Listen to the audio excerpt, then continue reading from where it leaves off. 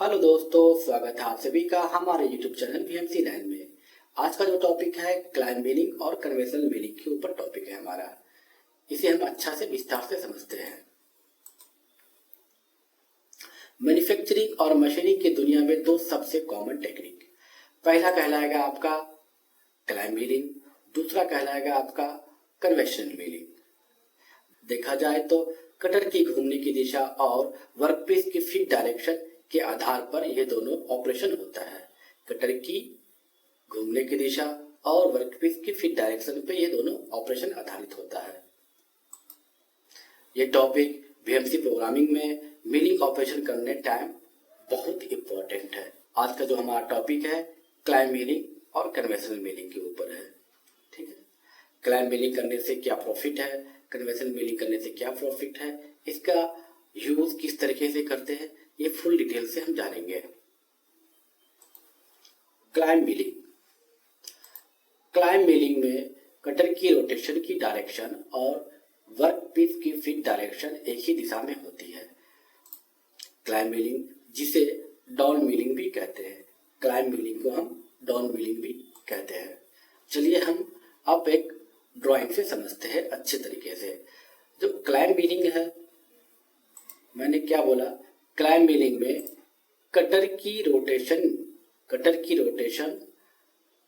Direction, कोई भी cutter हम जो है बेसिकली M03 से यानी क्लॉकवाइज यानी घड़ी की दिशा में ही मूव करते हैं। कोई भी कटर बेसिकली हम जब ऑपरेशन करते हैं मिलिंग ऑपरेशन तो 90% केस में M03 ही यूज करते हैं कटर की डायरेक्शन।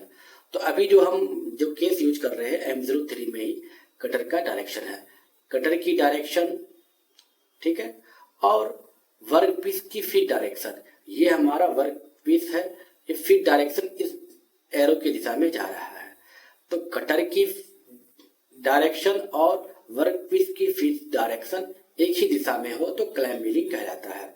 ठीक है, आप नोटिस कीजिएगा जब ये कट मार रहा है तो स्टार्टिंग में जो है अधिक चिप काटता है। ये मटेरियल रिमूव जो कर रहा है स्टार्टिंग एंगल में, ये बहुत ही अधिक काटेगा और स्टार्टिंग में अधिक काटने के बाद जैसे जैसे फ्लो यहाँ से इस एरिया से जाएगा तो चिप पतला होता जाएगा। और एक चीज आप नोटिस कीजिएगा कि जो चिप जो आप फॉरवर्ड किया जा रहा है तो पीछे का एरिया क्लीन हो रहा है। ठीक है ना, ये कटर घूम रहा है घड़ी की दिशा में, यहाँ कट मारा, यहाँ से रिमूव कर दिया इस एरिया में, यानी चिप जो इसका जो निकल रहा है रिमूव हो रहा है वो एकदम एयर के जैसा हवा में जा रहा है। इस वाल को कांटेक्ट में नहीं किया जा रहा है, इस वाल जो है ये कांटेक्ट में नहीं है। यानी क्लाइम मिलिंग जो है कटर की डायरेक्शन और फिट डायरेक्शन दोनों एक ही दिशा में होता है तो क्लाइम मिलिंग हम कहते हैं। आइए हम बात करते हैं कन्वेंशनल मिलिंग। कन्वेंशनल मिलिंग में कटर की रोटेशन की डायरेक्शन और वर्कपीस की फिट डायरेक्शन एक दूसरे के विपरीत होता है। ये हमारा डिफिनेशन रहा। कन्वेंशनल मिलिंग को हम अब मिलिंग भी कहते हैं। हम अच्छे से विस्तार से समझते हैं ड्राइंग पे। देखिए 90% केस में हम कटर को M03 यानी क्लॉकवाइज ही घुमाते हैं, लेकिन फिलहाल अभी इस कंडीशन में हम कटर को एंटी क्लॉक, ताकि आपको समझाने के लिए बताया जा रहा है। अभी जो हम कटर को डायरेक्शन जो हमारा एंटी क्लॉक है यानी घड़ी की विपरीत दिशा में घूम रहा है, और फिट जो हमारा इस डायरेक्शन में जा रहा है। ठीक है, तो अभी कन्वेंशनल मिलिंग का डिफिनेशन क्या हुआ, कटर की डायरेक्शन, ठीक है ना, कटर की रोटेशन डायरेक्शन और वर्कपीस की फिट डायरेक्शन एक दूसरे के विपरीत, फिट इस एरिया में जा रहा है, कटर इधर घूम रहा है, एक दूसरे के विपरीत काम कर रहा है तो कन्वेंशनल मिलिंग कहलाता है, अप मिलिंग कहलाता है। ठीक है, अब इस दोनों का अप मिलिंग और डाउन मिलिंग का जो यूज होता है किस तरीके से होता है हम विस्तार से अच्छे तरह से एक एग्जांपल पे देखेंगे। एक जॉब के ऊपर क्लाइम मिलिंग किस तरीके से वर्क करता है और कन्वेंशनल मिलिंग किस तरीके से वर्क करता है ये समझते हैं। सबसे पहले आप एक चीज को नोटिस कीजिए कि कभी भी हम कटर को जो 99% केस में हम कटर जो है घड़ी की ही दिशा में ही घुमाते हैं यानी क्लॉकवाइज। आपके माइंड में ये होना चाहिए जब हम मिलिंग ऑपरेशन करते हैं 90% केस में हम कटर को जो है घड़ी की दिशा में ही घुमाते हैं। आप ये माइंड में आप नोटिस कर लीजिए। ठीक है, कुछ ही ऐसा केस आता है जिसमें हम M04 के डायरेक्शन में घुमाते हैं, लेकिन आप जब इस फील्ड में वर्क करोगे या फिर कर रहे हैं या कर चुके हैं तो आपको ये समझ में आया होगा कि अब तक में आप जितने भी कटर की डायरेक्शन देखे होंगे तो घड़ी की दिशा में ही घूमता है। चलिए दो जॉब के ऊपर हम समझते हैं क्लाइंब मिलिंग और कन्वेंशनल मिलिंग किस तरीके से वर्क करता है। देखिए क्लाइंब मिलिंग में हमने क्या किया था कि घड़ी की देखिए क्लाइंब मिलिंग में हमने क्या कहा था कि कटर की रोटेशन की डायरेक्शन और फीट की डायरेक्शन एक ही दिशा में होगा। देखिए अभी हमारा आप नोटिस थोड़ा सा आप कंफ्यूज हो जाओगे यहाँ पे, बस आप ये देखना कि जब ये कटर मैं यहाँ से यहाँ लेके गया तो फीट इधर आ रहा है, यानी टेबल हमारा इस एरिया में आ रहा है। मैं कटर कोई भी कटर देखो, अभी दो कटर है, ये ब्लैक वाला जो आपका एरिया है कटर का ये पाथ है, ठीक, कटर का ये पाथ है, और जो ग्रीन वाला एरिया दिखा रहा है आपका फीट का ये पाथ है।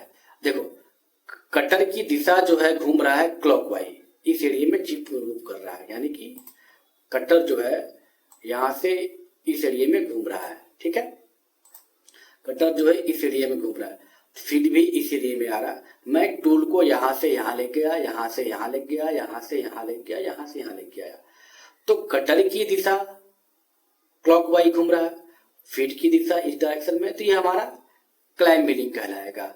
और इसी कंडीशन में कटर अभी हमारा क्लॉकवाइज घूम रहा है, कटर जो हमारा जो है ये जो क्लॉकवाइज घूम रहा है, ठीक है, कटर जो हमारा है क्लॉकवाइज ही घूम रहा है, लेकिन फीट ऊपर की ओर जा रहा है, कटर की दिशा और फीट अपोजिट जा रहा है, कटर जो है इधर घूम रहा है, फीट अपोजिट जा रहा है, यानी कि कटर जिस डायरेक्शन में जा रहा है फीट उसके अपोजिट जा रहा है, तो ये कन्वेंशनल मिलिंग कहलाएगा। अब दोनों कंडीशन में प्रोग्राम अगर आप बनाते हो, जैसे एग्जांपल के तौर पे आप कटर यहाँ लैंड किए, यहाँ से यहाँ गए, यहाँ से यहाँ गए, यहाँ से यहाँ गए, यहाँ से यहाँ गए, तो आपका प्रोग्राम बन गया, ये साइज आपका तैयार हो गया। इस कंडीशन में भी आप यहाँ से यहाँ गए, यहाँ से यहाँ गए, यहाँ से यहाँ गए, यहाँ से यहाँ गए, तब भी आपका प्रोग्राम बन गया, दोनों का साइज ओके। बट डिफरेंट क्या आएगा कि इसका जो फिनिशिंग है मॉडल नंबर ए जो है इसका फिनिशिंग और मॉडल नंबर बी का फिनिशिंग में बहुत ही जमीन आसमान का अंतर आ जाएगा। इसका साइड में जो है ना फिनिशिंग बहुत अच्छा तरीके से आएगा और इसके साइड में फिनिशिंग बहुत ही गंदा तरीके से आएगा। तो ये आप नोटिस कीजिएगा कि वीएमसी मशीन हो या टर्निंग मशीन हो, 99% केस जो हम है क्लाइंब मिलिंग ही यूज करते हैं। आप नोटिस करना इस सब चीज पे। ये जो अभी आपका जो चल रहा है कन्वेंशनल मिलिंग है, ठीक है, बन तो दोनों क्लाइंब मिलिंग ऑपरेशन करेंगे तब भी ये साइज अचीव कर लेंगे और कन्वेंशनल मिलिंग अगर ये करेंगे तब भी ये साइज अचीव कर लेंगे। दोनों में बेनिफिट क्या है कि ये जब हम करेंगे इस डायरेक्शन में हम जब टूल पाथ को चलाएंगे तो बहुत ही स्मूथ और मशीन ज्यादा वेवेट नहीं करेगा, मशीन ज्यादा कंपन नहीं करेगा और हमारा पीस जो है बहुत ही अच्छे तरीके से बनेगा और मशीन पे लोड कम आएगा और टूल का जो हीट रेजिस्टेंट है बहुत कम होगा। लेकिन अगर इस तरीके से चलते हैं तो भी हमारा पीस बन जाएगा, लेकिन कंडीशन ये होगा कि आपका टूल जो है जल्दी वियर हो जाएगा, फिनिशिंग उस लेवल पे नहीं आ पाएगा जैसा आप सोच रखे हो, उस लेवल पे फिनिशिंग नहीं आएगा। आपको 99% यही चलना है कि कभी भी आप ओडी के ऊपर काम करो, ठीक है ना, तो आप क्लॉकवाइज में काम करोगे ना तो फिनिशिंग अच्छा आएगा। और कभी ओडी के ऊपर एंटी क्लॉकवाइज काम कर रहे हो तो फिनिशिंग शेप तो मिल जाएगा आपको, लेकिन फिनिशिंग का भरोसा नहीं है। आपका जो टूल है टूल ज्यादा वियर होगा, टूल ज्यादा टूटेगा, टूल टूटने के चांस बहुत ज्यादा होता है इस कंडीशन में और कटर का लोड भी बहुत ज्यादा होता है, ठीक है। इस कंडीशन में कभी कभी जॉब खुल के भी फेंका जाता है। जैसे आपने कभी नोटिस किया होगा कि जॉब आपने अच्छे से क्लाइंब कर दिया लेकिन जब मशीनिंग कर रहा है तो जॉब जो खुल के फेंका गया, तो वो चीज छोटी मोटी गलतियां होती है जिसकी वजह से होता है। फर्स्ट नंबर क्लाइंब मिलिंग और कन्वेंशनल मिलिंग को आपको समझना चाहिए अच्छे से। चलिए हम बात करते हैं क्लाइंब मिलिंग और कन्वेंशनल मिलिंग के अंतर क्या होता है। जब हम क्लाइंब मिलिंग यूज करते हैं तो फिनिशिंग बहुत ही अच्छे तरीके से आती है और कन्वेंशनल मिलिंग में फिनिशिंग क्लाइंब मिलिंग के अकॉर्डिंग बहुत कम आता है। दूसरा पॉइंट हो गया टूल वियर कम होता है जब हम क्लाइंब मिलिंग करते हैं और जब कन्वेंशनल मिलिंग करते हैं तो टूल वियर अधिक होता है। तीसरा पॉइंट हमारा क्या हो गया, जब टूल वियर कम होगा तो टूल लाइफ भी अच्छा मिलेगा और जब टूल वियर अधिक होगा तो टूल लाइफ हमको कम मिलेगा। तीसरा पॉइंट क्या है कि कटिंग फोर्स वर्कपीस को टेबल पर दबाती है। क्लाइंब मिलिंग में जो कटिंग फोर्स जो होता है ना वो टेबल पे जो आप जॉब को क्लेम किए रहेंगे वॉइस में या किसी पिक्चर में, तो वो कोशिश करेगा कि दबा हुआ रहे, दब के चलेगा। इससे क्या होता है कि आपका वर्क पीस खुलता नहीं है और मशीनिंग के दौरान खुल के फेंकाता नहीं है। और कन्वेंशनल मिलिंग में क्या होता है कि कटिंग फोर्स जो है वर्क पीस को उठाने की कोशिश करता है और किसी भी थोड़ा सा भी लूज क्लैंपिंग हो तो वो जॉब खुल के फेंका जाता है। ये चीज नोटिस करने वाली चीज है। जब आप ऑपरेटिंग करते हो, जब आप प्रोडक्शन लाइन में काम करते हो, तो देखने का ये सब चीज आपको दिखने को मिलेगा। ठीक है। और तीसरी पॉइंट क्या हुआ कि कटिंग जो क्लाइम मिलिंग में है, टूल कटिंग बहुत ही स्मूथ तरीके से चलेगा और वाइब्रेशन जो चैटरिंग जो आता है, वाइब्रेशन जो आता है, टूल मार्क जो आता है वो कम आता है क्लाइम मिलिंग, जब हम उस तरीके से टूल पार्ट जनरेट करते हैं। तो कन्वेंशनल मिलिंग में क्या होता है कि आपका फ्रिक्शन ज्यादा आएगा, हीट ज्यादा होगा। जब हीट ज्यादा होगा तो आपका जॉब जो है आप जब बना के निकालोगे तो ऐसा फील होगा कि बर्न जैसा एकदम जला जला सा फील होगा। ठीक है। तो इस तरीके से हमने क्लाइम मिलिंग और कन्वेंशनल मिलिंग के कुछ पॉइंट पे हमने डिस्कस किया। चलिए आगे बढ़ते हैं। बहुत से ऑपरेटर ऐसे हैं जो ऑपरेटर करने के दरमियान में वो सेटर का जाकर इंटरव्यू देते हैं या फिर प्रोग्रामर का इंटरव्यू देते हैं।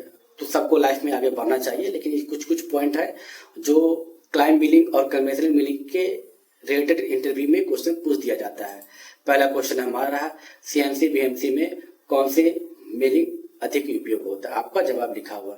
दूसरा क्वेश्चन रहा हमारा क्लाइम मिलिंग को डाउन मिलिंग क्यों कहते हैं, मैंने लेक्चर में बता चुका हूं। तीसरा क्वेश्चन रहा कन्वेंशनल मिलिंग को हम अप मिलिंग क्यों कहते हैं। ठीक है ना, दोनों मैंने अच्छे से समझाया है। क्लाइम मिलिंग में क्या होता है, वर्क पीस को दबा के चलता है तो वो डाउन मिलिंग कहलाता है, और कन्वेंशनल मिलिंग के आगे वर्क पीस को ऊपर की ओर उठाने की कोशिश करता है, इसलिए उसको हम अप मिलिंग कहते हैं। ये हमारा इंटरव्यू रिलेटेड क्वेश्चन रहा। अभी जो मैंने क्लाइम मिलिंग और कन्वेंशनल मिलिंग के ऊपर मैंने समझाया, मैं आशा करता हूँ आपको ये समझ में आया होगा। कोई भी डाउट हो तो कमेंट कीजिए, और हमारे चैनल के प्लेलिस्ट में जाके बीएम से रिलेटेड आप प्रोग्रामिंग भी देख सकते हैं। चलिए मिलते हैं नए टॉपिक पे एक नई डिस्कस करने के लिए। तब तक के लिए धन्यवाद। और अगर आपने हमारे चैनल को अब तक सब्सक्राइब नहीं किया तो हमारे चैनल को सब्सक्राइब कीजिए, हमारे वीडियो को लाइक कीजिए, अपने फ्रेंड सर्कल में जरूर शेयर कीजिए। मिलते हैं नेक्स्ट टॉपिक में, तब तक के लिए बाय बाय।